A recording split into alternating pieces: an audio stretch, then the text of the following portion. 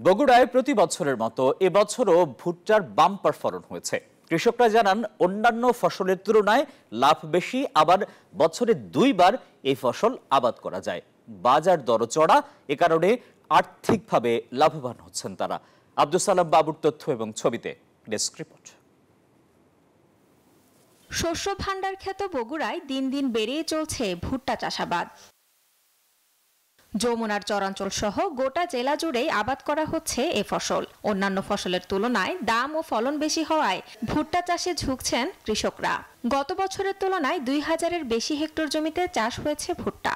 বছরে 2 বার এ ফসল চাষ হয়ে থাকে। নভেম্বর মাসে বীজ রোপণ করে এপ্রিল মাসে একবার ফলন ঘরে তোলা যায়। আবার এপ্রিলের শেষে বীজ রোপণ করে জুন থেকে জুলাই মাসে ফলন পাওয়া যায়। ভুট্টার দানা মানুষের খাদ্য হিসেবে এবং ভুট্টার গাছ ও সবুজ পাতা উন্নত মানের গোখাদ্য হিসেবে ব্যবহৃত হয়। হাঁস, মুরগি ও মাছের খাদ্য হিসেবেও ভুট্টার চাহিদা রয়েছে। 8 থেকে 15 হাজার টাকা খরচে প্রতি বিঘায় 30 থেকে 40 মণ পর্যন্ত ভুট্টা পাওয়া যায়। এক বিঘে হয়তো 5,000 টাকা থেকে 10,000 টাকা খরচা হয়, আর 30,000 টাকা বিক্রি করা যায়। খরচা কম, লাভ বেশি।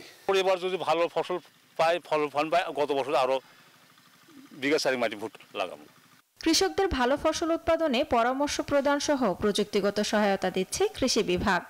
আমরা কৃষকদেরকে বোঝাতে সক্ষম হয়েছি, আমাদের মাঠ পর্যায়ে যারা কর্মকর্তা আছেন, যে চরের জমি যাতে পড়ে না থাকে, সম্ভাবনাময় যাতে ভুট্টা ফসলের দ্বারা এটা পরিবর্তন করা যায়। একদিকে তাদের লাভবান হবে এবং দেশের অর্থনৈতিক চাকা সচল হবে। এই বছর 17,724 হেক্টর জমি থেকে ভুট্টা উৎপাদনের লক্ষ্যমাত্রা নির্ধারণ করা হয়েছে 2 লাখ টন। Desk report, news 24।